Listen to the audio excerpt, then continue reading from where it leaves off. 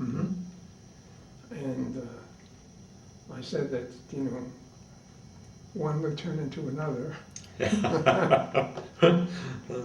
We had to get together, so Yep. here we are. Yep. You weren't born in Chelsea. No, I was born in Ann Arbor, Michigan. You were? Yeah. What got you out here? The lake. I Oh. bought a house on the lake and Uh-huh. have been there ever since. Mm-hmm. I was 26 years old when I bought that house, and it was my first house. And moved out there and loved it, and it's been there ever since. Oh, is that right? Oh, uh-huh. What is your birthday, by the way? 12/20/1945. 12/20? Yes, 1945. Okay.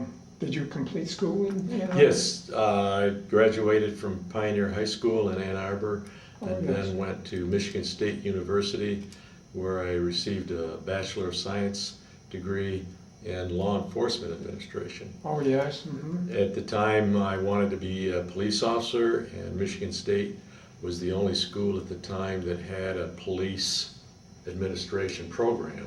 Now a lot of universities have started those things up. Doesn't WCC have it? They Also? do, but they didn't at the time. Oh, okay. Because I know my son started it. Yeah. This was in 1963, so it's a few years ago. Yes, uh-huh. But yeah, so then I graduated from there, and at the time the Vietnam War conflict was going on, and so that I wouldn't get drafted out of college, I signed up for the ROTC program, because I was also informed by people that if you're going to go in the military, it's better to go in as an officer than a draftee. No question. And so I took ROTC while I was at Michigan State, and actually it was very beneficial for me for two reasons. I was able to get good grades in ROTC, which helped offset the lower grades I got in the regular college courses. So I was able to stay in school, and then in junior and senior years, they pay you an amount to continue with The your first studies. 2 years, being a land-grant college, you're pretty much obligated Right. to be an ROTC, yeah? So, well, no, you weren't obligated at the time. It was something I had to sign up for and everything. Yeah. But, so anyway, that kept me out of the service and, from being drafted or anything.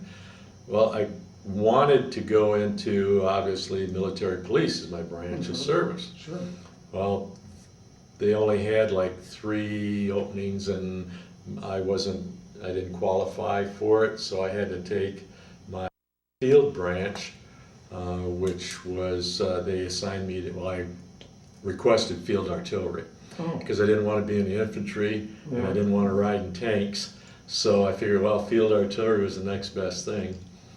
So then, since I didn't get the military police, I decided that I wouldn't go right on active duty upon graduating, because I didn't want to go to any basic Army school in the summer, because it's always hot wherever they're at. So I figured, well, if I go in the springtime, it'll be nice weather. So I got Fort Sill, obviously, is the school that I went to for my field artillery training, and I set it up to go in March. Well, I had 9 months, so I thought, well, I'll see what's available. Ann Arbor Police Department came up to Michigan State to recruit graduate students graduating students to come on the police department. It was a very progressive department and wanted college graduates for police officers. So I went and interviewed, and I says, well, I have to leave in 9 months to go on my military active duty. And they said, no problem, we'll take you for the 9 months, and if it works out, when you come back, you'll have a job. sure. So I did. I became a police officer for 9 months, went on my military duty, did my 2 years in the military, and came back and went back to work at the Ann Arbor Police Department. Was that right? And of course I had then 3 years seniority, and a lot of people couldn't understand why I had more seniority than they did, because they had hired on when I wasn't there. but while I was gone. And so, that created some issues. until they figured out why I got it and why I didn't. And that's one reason why I came back, is with 3 years seniority and the pay increases that went with 3 years, it was, a decent paying job to come back to. And I liked the department. In fact, when I came back, because of my having already been an officer and being an officer, they put me on the University of Michigan campus as an undercover person because during this was 1970 when I came back, and there was a lot of protests going on. So I got to do what I wanted to do, is come back, just be a hippie and hang out on the campus and go to all the protest rallies, and that way they could be informed as to what was going on. Because I would check in every day and tell them what was going on or what the kids were planning or whatever, and it worked out very good. I did it for 6 months, and then I had to go on my reserve commitment, and so in October I started that. I came back in March, so March until October I worked undercover on the University of Michigan campus, and then went to my reserve commitment. But and in the meantime I did my 2 years of active duty. And where were you when you did your active duty? I started in Fort Sill, Oklahoma, was then sent to Fort Bragg, but I didn't go to the 82nd Airborne. I went to the 190th Transportation Brigade, which was across the street basically from the 82nd Airborne, and I was or maintenance battalion, I think it was. Anyway, I was an intelligence and security officer for them, and then from there I received my assignment to go to Vietnam. So started active duty in March of '68, went to Fort Bragg in September, was there until March of '69 when I went overseas to Vietnam, was there for the year, and then came back and processed out in March of 1970. What you do when you were in Vietnam? In Vietnam, I got there, and the MOS that I was assigned when I went over made no sense. We couldn't find it in any book or anything. Oh.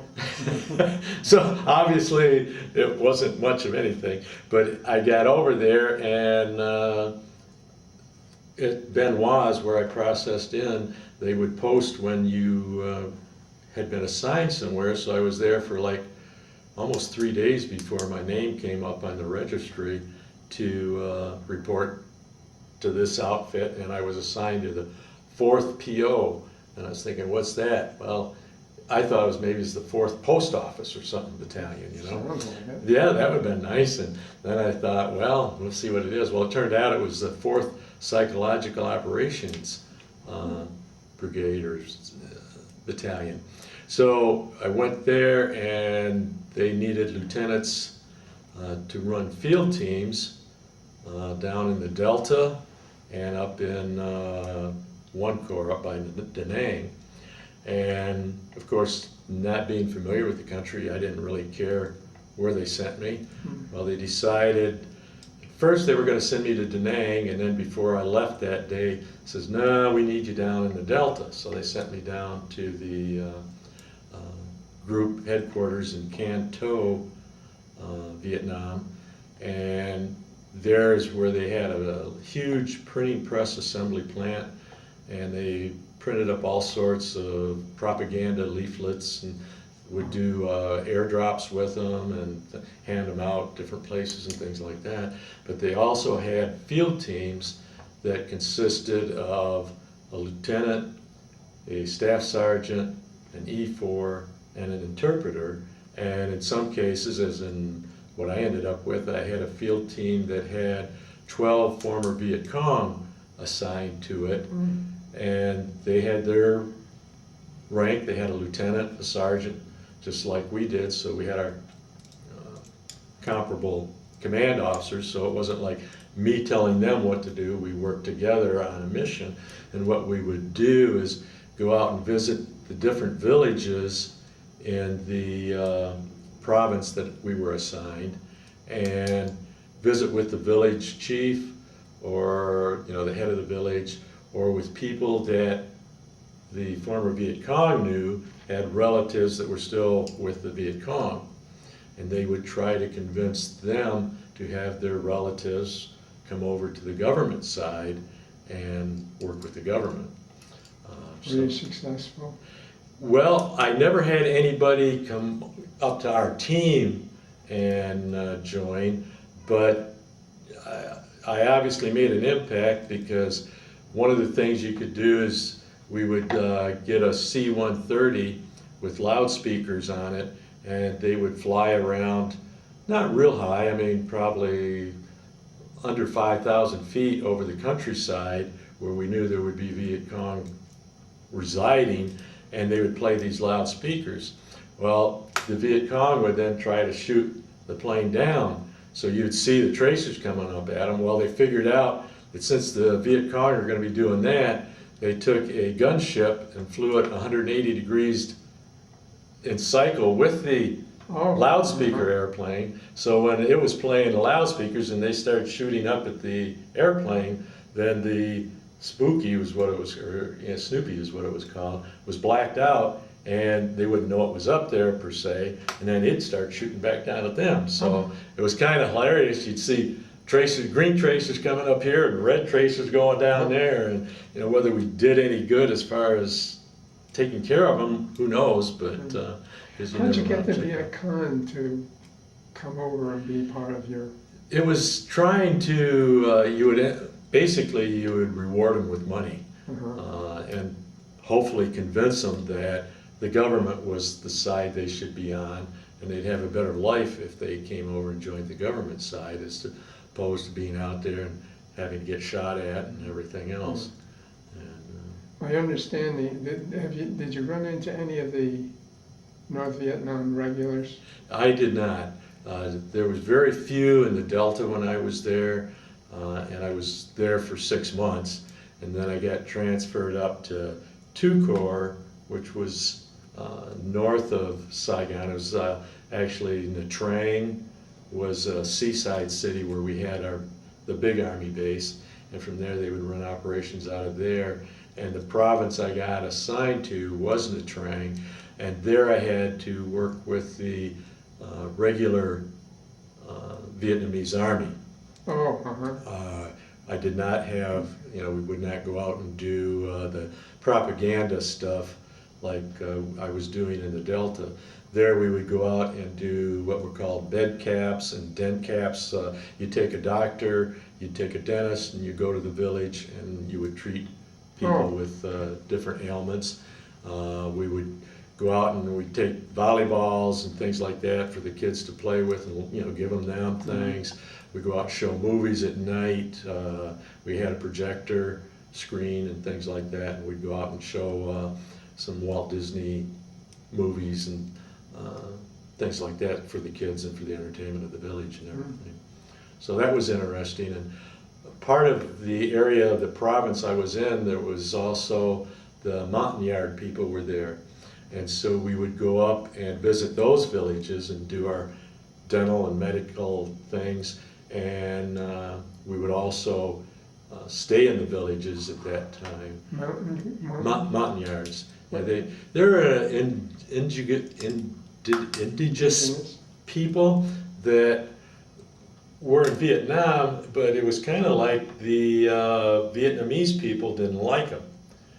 But they were very good warriors, and so they worked very well with the Green Beret and with the other units to fight the Viet Cong and fight the North Vietnamese. Now, were they basically farmers, or were they mountain people? They were mountain people. They were subsistence farmers in that, you know, they did your basic farming for themselves. They weren't like they were growing it to sell or anything like that. It was basically they were subsistence people, and pretty much stayed within their own little compound. It was really interesting. They lived in huts that were built about 4 to 5 feet off the ground, and the reason was that there was still mountain lions in the area, and that was to protect the children from getting carried off by a mountain lion. Now, I don't know how often it would have happened, but I'm sure once upon a time it was a problem, but, You know, I interviewed somebody, and I know somebody personally who was involved in recruiting the mountain people. mhm. And I guess there are people to themselves somehow. Right, right. Because, they were discriminated against by the Vietnamese, but yet they were good enough to help fight for the Vietnamese, So it was really kind of an interesting thing. How do you mean they were discriminated? They wouldn't let them? Yeah, they did not like them, and it was, really, just as we had racial discrimination in the South, and that's how the Vietnamese looked upon the Montagnards, not as an equal, but as a subservient people, or, not up to their standards, Were they good fighters? Yes, yes, they were. They didn't back down. They didn't turn and run. The Vietnamese, on the other hand, sometimes they weren't really into the. I mean, sure, there's exceptions to everything, but for the most part, like the Vietnamese people themselves were just kind of tired of the war, is the way I felt.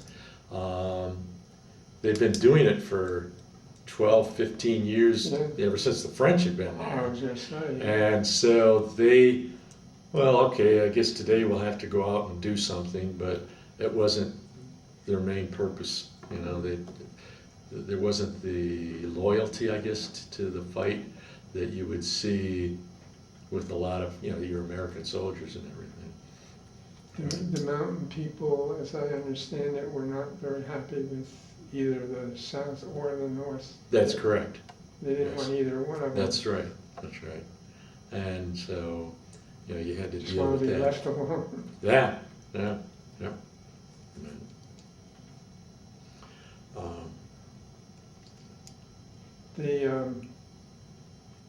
It's interesting, you talk about having a doctor and a dentist going in and into the different villages and taking care of the kids and people and so on.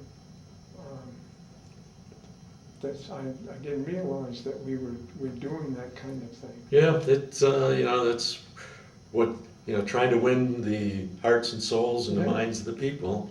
And I figure, well, if we can go in and do that, and the Viet Cong weren't doing anything like that, obviously. So they were hoping that it would help, number one, the people too, but help them to support the government a little more, so. So you did your 1 year there? Yes.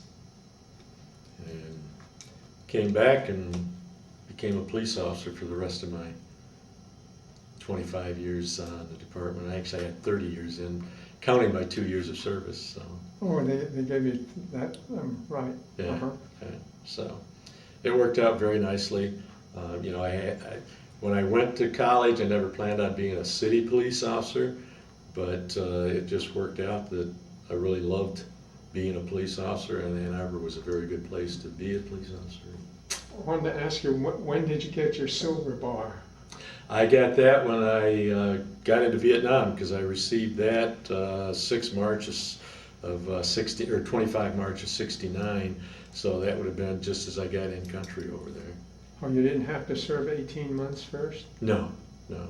As going in as a ROTC officer, you made your next rank in 12 months. Oh, is that right? Yeah, and if I would have stayed on, after you get 1 year as a first lieutenant, and then you would automatically be promoted to captain if I would have re-upped. Oh, is that But, right? Oh, you'd have to re-up. Yeah, and extend my service time. But that's all it took from lieutenant to captain? Yeah. My goodness. Why? I don't know. Was it because of, I'm trying to think. I have no idea, but that's just the way the whole system was set up at that time. Because I think there was a lot of turnover, and that way they could try to keep a supply of young officers coming up through the system. When I was in service, we had our supervisor, if you will, the boss of the outfit, was a first lieutenant. And, you know, the rumors were that he weren't never going to become a captain. Yeah, no. He finally did, Yeah. but it wasn't after a year that got hit. Huh. I mean, I must have known him for more than a year, and, Yeah. and he had been a first lieutenant before that. Wow. No, if, you know, that was one of the things, I don't know if that was to try and promote you to stay on or whatever, I but, suspect it was, yeah. you know. Yeah. But yeah, obviously when I came back and then going to the reserves, then you had to commit or complete a number of years in the reserves before you made captain. But Did you ever do that? no, I didn't stay in the reserves long enough. I'd thought about it, but you know, it just wasn't what I wanted to do. Uh-huh. You know, so yeah. So you became a police officer, Yep. an undercover police officer. Yeah. Yeah. How would, you know, I hear all sorts of stories about what the students were doing at that time. What- It was interesting because I joined Students for Democratic Society, which was the big thing on campus. Uh-huh. And the inner core of the SDS was very, you know, they didn't take somebody in to their inner core, but you could join the unit without any problem. And so, you know, that's all that they needed, because I would know when they were going to go do something. Like while I was there, they took over the ROTC building, which was kind of interesting since I had, you know, graduated through the ROTC program. And so it was, you know, kind of interesting to see that. Then there was also the, where they would go and shut down the highway and protest the war in Vietnam. And they went out and shut down US 23 at Washtenaw in the city of did Ann they? Arbor. And they stopped that. And then they marched all the way downtown Ann Arbor on Washtenaw and protesting, you know, the war. I didn't come into town until the end of '77, and I didn't see any of that. No, it was all, I mean, pretty much by '72, it was pretty well all done. In '73, and I think the war ended in '73 right there, so, you know, there wasn't much more to protest. Did that, But you were undercover for what, 6 months? yeah, as well as, turned out I was able to get 8 months Okay. in there. Then you became a regular police Right, officer? correct. Mhm. Wore uniform. You worked with uniform, you said? Yeah, Uh-huh. yeah, I was in a uniform. Did all this usual stuff with traffic stops and things like that. Did you ever become a detective? Or? Yes, I did, you know, eventually became a detective. I worked surveillance and drug investigations for probably 12 years total. Uh-huh. I was the first person to let Ann Arbor know that they had a crack problem, because I bought crack cocaine in the city of Ann Arbor and they didn't know they had it. Oh, I was the first one to do that. And Did the newspaper admit it? well, finally they had to when we started arresting Oh. people for delivery of They it. probably said it was all in Ypsilanti. Yeah. That's what they thought. But yeah, so it was interesting. And then I did that for a few years, and then I became a regular surveillance officer, in which we would go out and watch bad guys do bad things. We would identify a person who we knew was a criminal, and then we would watch them, and they would go out and do things, and then we would arrest them. I was going to ask you, when you went from undercover to uniformed policeman, did anybody know that you had been in Vietnam?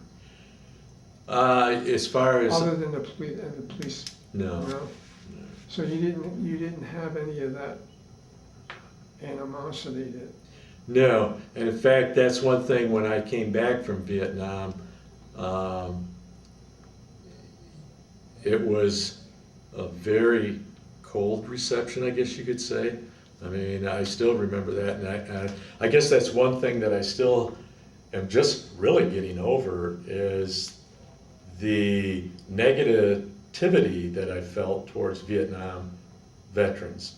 I mean, it's nothing I really talked about with anybody because, you know, it's not like the guys that came back from Iraq and Afghanistan. They got a very good welcome, you know, and all that. Well, from Vietnam, we never did. no, And so even up until I started really getting involved with some of this stuff, I just never really have talked about, you know, being in Vietnam and being a Vietnam vet unless I'm talking to another person that I know is a Vietnam veteran. I just never felt comfortable, I guess you could say. yeah, I personally knew an LC who retired and was, worked at Eastern, and he said they used to spit at him and call him baby killer and all sorts of things. Yeah, like when I was at going to ROTC in Michigan State, they'd be throwing snowballs at me. Oh, were they? Oh yeah. Yeah, it was interesting. Yeah.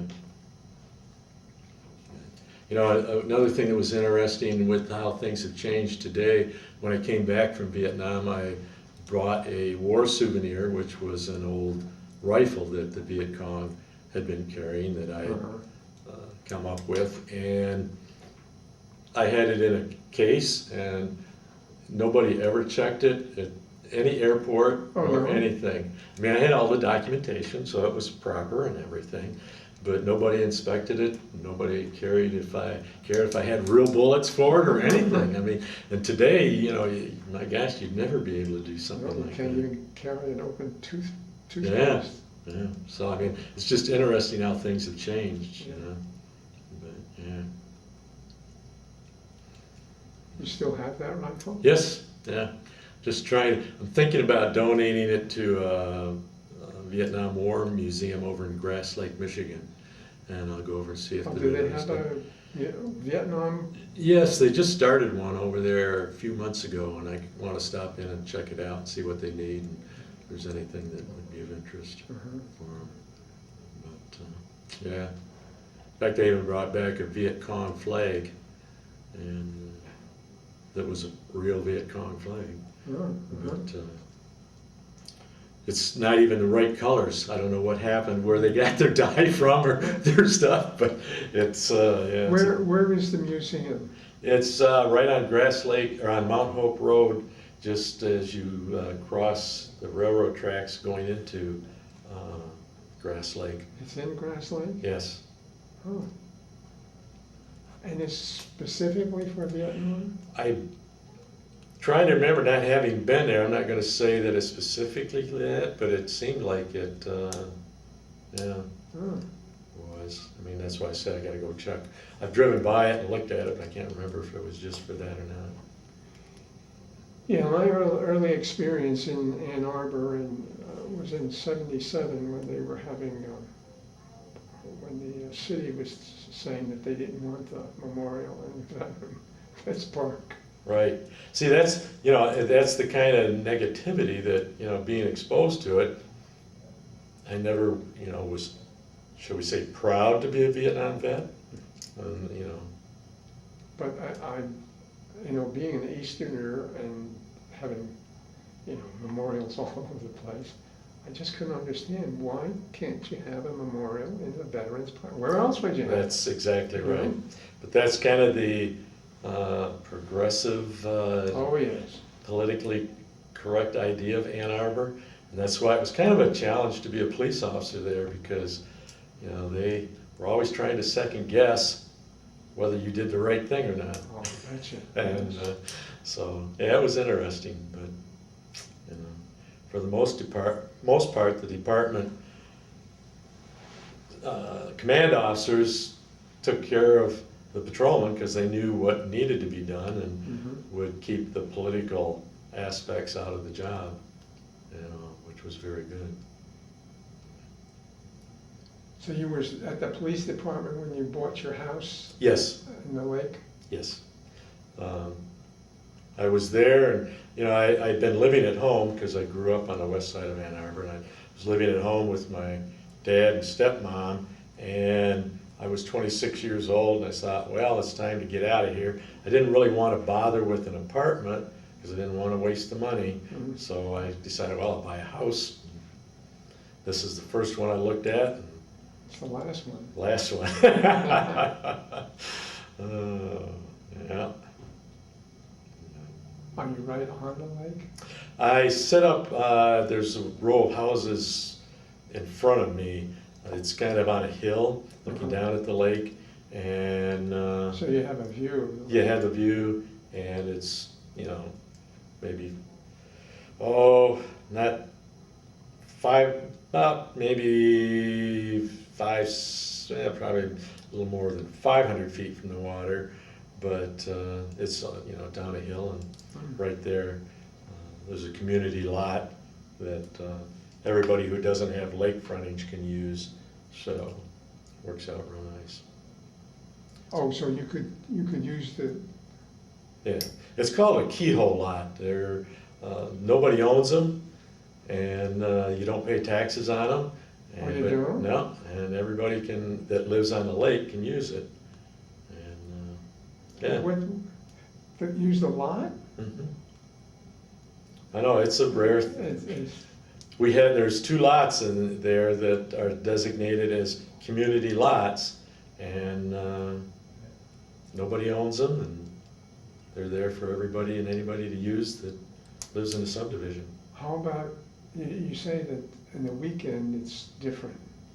Well, on the Do weekend, people- we do have a public access point That's what I was gonna ask. on the lake, so people do come in and put their boats in and use the lake. But obviously, most people work during the week, so during the week, it's very little use. Mhm, mhm.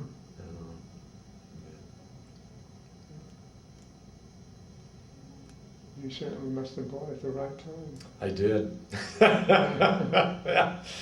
Yes, there's one that just sold that sat right on the water, and it's a basic 2-bedroom house, 1 bath, with the basement wall caving in. But Oh. the people really wanted it, and they paid close to $400,000 for it, is what I heard. I don't know. Oh, wow. Yeah, there were 3 people that wanted it, and it just got into a bidding war, and yeah, It's only a 2-bedroom? yes, 1 bath. What's yours? I have a 4-bedroom, 3-bath house, and twice this, well, practically about 2.5 times the size, the one that's down there on the water. Yeah, wow. Yeah. Do you have any family that comes and use your house? All the time. In fact, I have 4 children, 3 daughters and a son. The 3 daughters, one lives in Texas, Oh, wow. one lives in San Diego. The other one was living in Florida and moved back last year to Chelsea. Both her and her husband are from Chelsea, so it worked out good. And they stayed with us until they got a place picked out where they wanted to go. Where's your daughter in Texas? She's in Houston, Oh, and she's been here this summer, so I've had her and her 2 kids, so all 4 of my grandkids. My one daughter in Chelsea has 2 grandkids, and my other daughter has 2, and they're close enough in age that they play very well together. So had everybody here. And then the daughter that lives in San Diego, she was here for a few weeks and that. But, in fact, my daughter in San Diego is a ESPN sideline reporter. What's that, Her right? name is Allison Williams. Oh, And, uh-huh. she covers football and basketball for ESPN.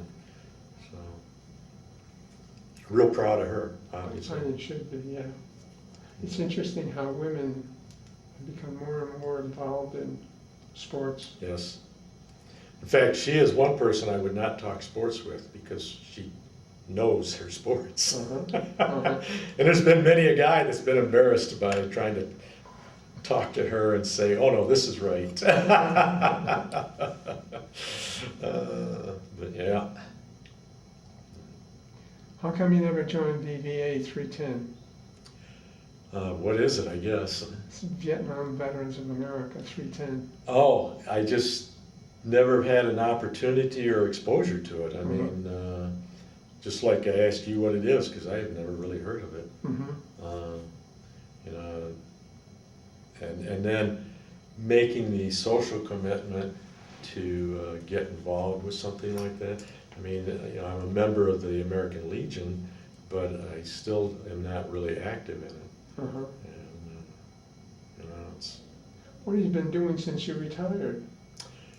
lots of odd job stuff, and you know, just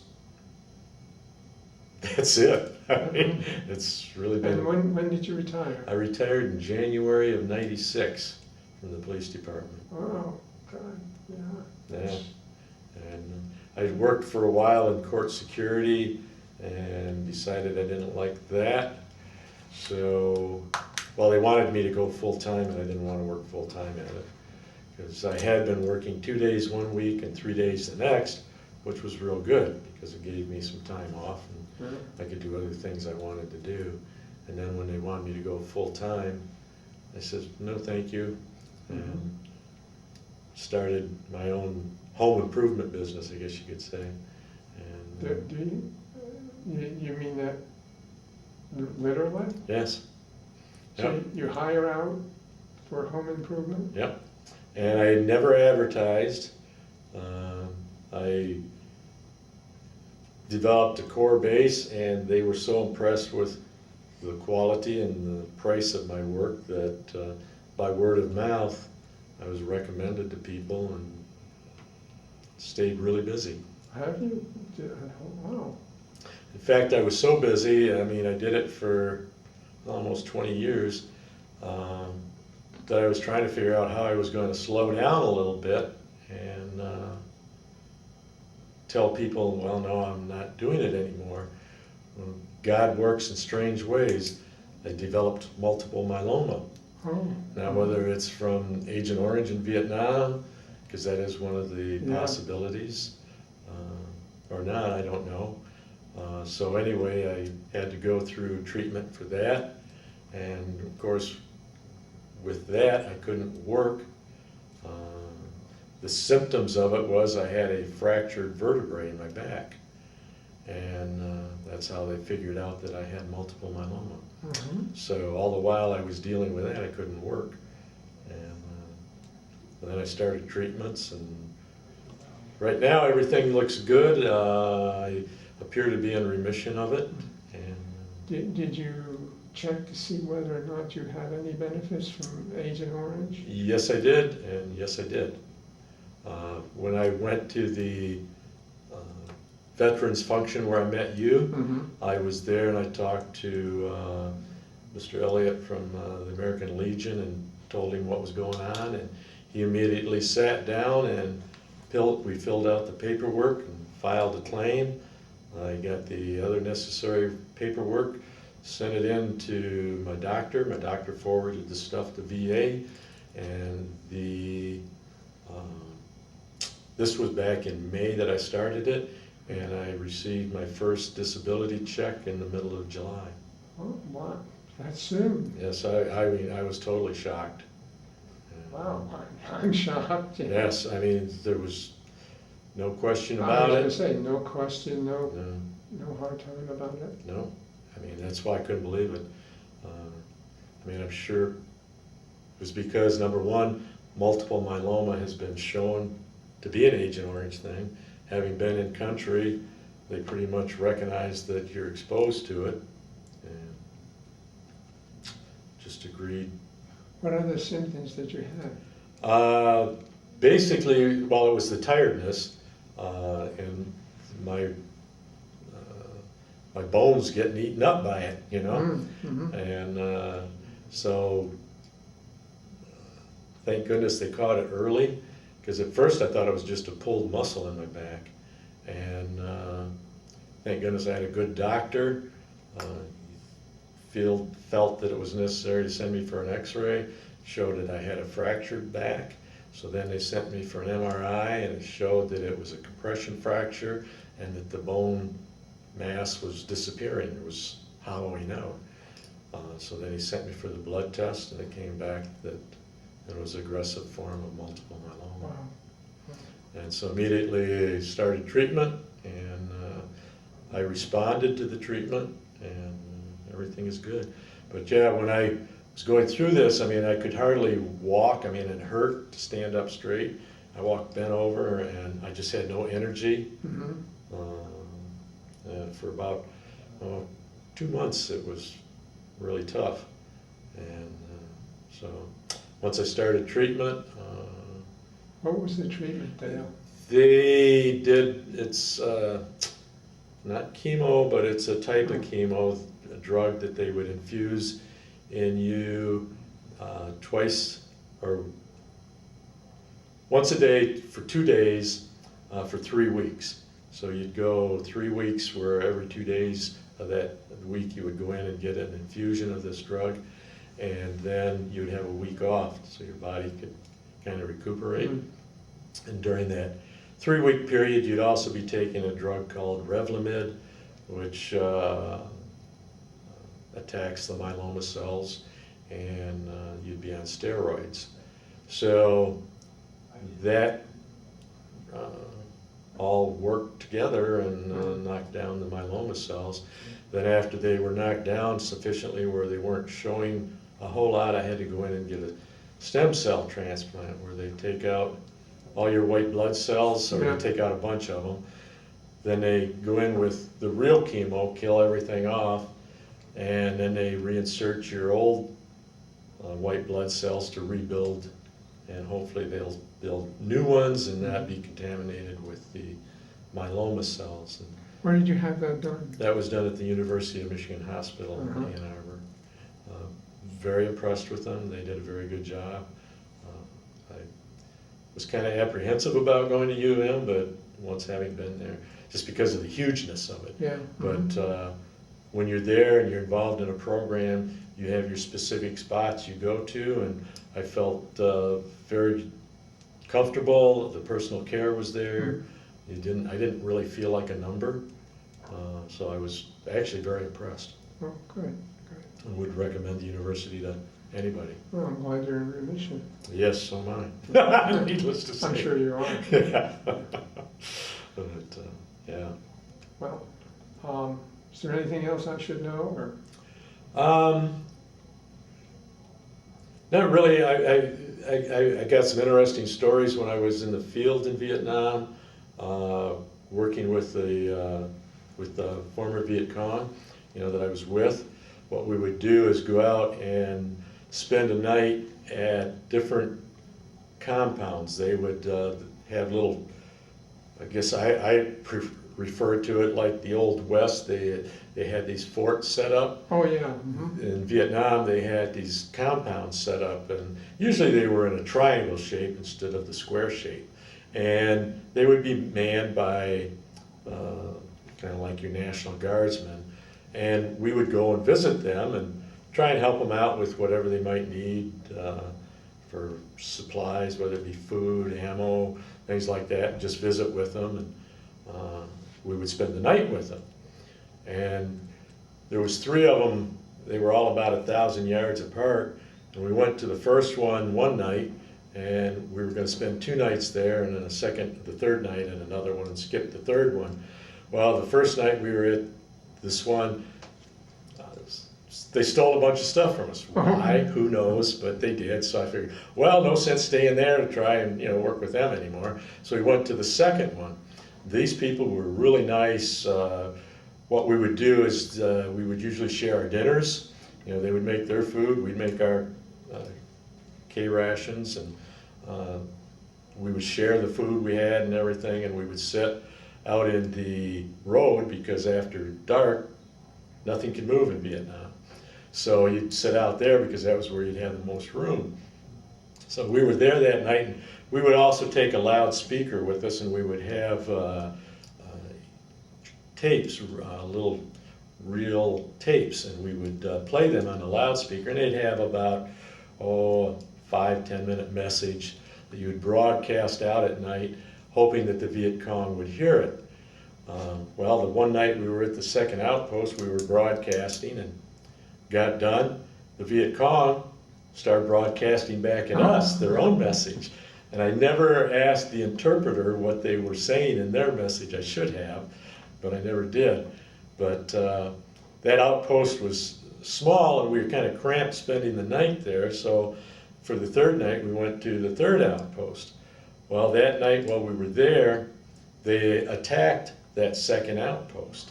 And 3 of the Vietnamese soldiers that I had had dinner with the night before were killed. Oh my. And so it was, and there was nothing we could really do because we were 1,000 yards away to try and react to send somebody out. We'd probably get shot by friendly fire as much as by that. And what was interesting in the morning then, the road that came into there, they had dug a ditch across it that was probably 5 feet wide, about 5 feet deep. So reinforcements couldn't even drive to that outpost that was being attacked. But before the attack was over, there were some gunships that came in and quieted everything down as far as the attack went. But yeah, it was interesting and frustrating not to be able to, help out in some way. But it's just too far away, and not a good idea to go out there and walk into a gunfight that, Yeah, that's for sure. the good guys wouldn't know you were coming, per se. Yeah, right. You know. As you said, you could have gotten friendly fire Yeah, casualties. yeah. So, and then we had to maintain security on that outpost because you didn't know if they were going to come and attack that one too. And since they would have their families living there, so they don't want to go away and leave their families unprotected or anything like that.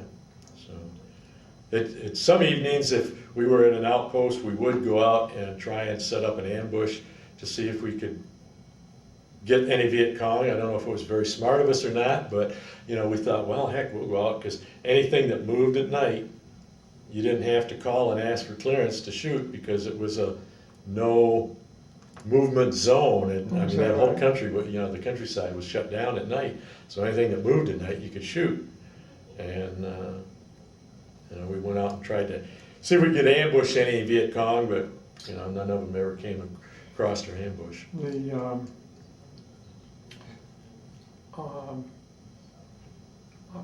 I interviewed somebody recently where they were saying that they set up traps for them, explosives around the camps, so that if anybody was coming there at night, they would hear it. They'd not only hear it, but they'd be exploded. That never happened at any place that I was familiar with. I mean, of course, these were camps that the Vietnamese were manning themselves, and during the day they would go out and farm the rice paddies that were around them and everything. So you wouldn't really want explosives sitting out there and the chance of somebody stumbling across one. But yeah. Have you been back to Vietnam? No, I haven't. It's I've thought about it and I would like to go back, but the expense of it was such that I just couldn't justify spending the money. Now that I have my disability from the VA and everything, I might spend some of that to go back and check it out. Do you have Netflix at all? No, I do not. So you don't know the program Feed Phil? No. It's about a guy who goes all over the world, and basically what he does is he eats. Oh, okay. And he had one in Vietnam. And he not only talks about the culture of the food, but he also talks about the culture of the country that he's visiting. And he was saying that, somebody was saying that 65% of the people in Vietnam, I've forgotten what age you said, but basically they weren't alive during the Oh, Vietnam War. yes, I have heard that. Yeah, it's a very young country. Yes. Yeah. You know, you talk about the food there, that's one thing that was kind of interesting, because I was out in the field a lot and visiting the different villages and outposts and everything. I had the opportunity to eat rat, and actually rat's very good. It's, as they say, it's a lot like chicken. And I had boa constrictor, which was very good. It's a white, really nice, tender, good tasting meat. I mean, Did you know you were eating rat? Yeah, Oh, you did? yeah. We were at this one village, and it was their lunchtime, and so I'd eat with them, and it's just it's like squirrel.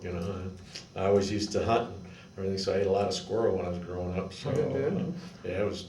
And like the one sergeant said, well, it's all grain fed anyway, because they would just get into their rice and eat that, so it wasn't like Grain fed.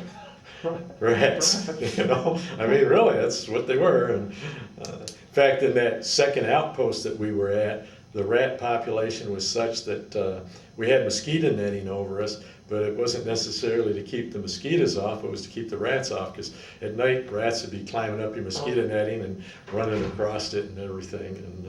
And Would anybody consider it organic meat? yeah, very well. Yeah, it would be, because it definitely was free grazing and not no hormones or no artificial growth hormones or anything in it, and certainly nothing to keep it from getting diseases or anything. So yeah. But, I don't think so. Not for me. Yeah. And another interesting thing I had is when I was there, obviously working with that small unit of former Viet Cong, we became very close, because we all depended on each other for our lives and everything else. And we would have a get together, and I would go to one of their person's house, and we'd have dinner or something like that. And one of the delicacies that they fixed was duck blood soup. And it was a salad in which they actually take the blood from a duck and marinate the salad with it. And it's no different than sucking blood off your fingers. I mean, it was different, but I tolerated it, and I had no complaints about it. Okay, I'll accept that. The other thing I was going to say about Vietnam is the people, for the most part, were very nice. I mean, they liked you, they treated you very well. You go into the bigger cities, you'd always have the people trying to steal from you and things like that. In fact, the one sergeant I had, he was riding in one of those series where the motorcyclist pulls the cart behind it, and he had his arm sitting there, and a Vietnamese rode by on a bicycle and tried to grab his watch off his wrist. But he was smart enough, he just grabbed the guy's wrist and pulled him off the bike and everything. So, things like that would happen. But for the most part, the people were very nice. I would go and meet with, sit with these soldiers, and they would have rice wine that they had made themselves, and it has a different taste to it, but I would sit and drink with them and everything, and just it was amazing the camaraderie that developed in the visits. It was probably, for the most part,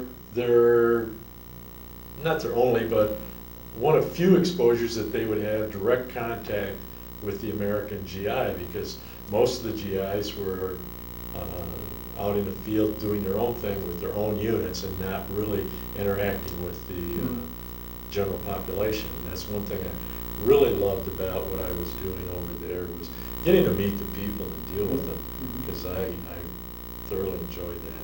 And it was nice having an interpreter with me full time, because I could talk with the people then, and it worked out very good.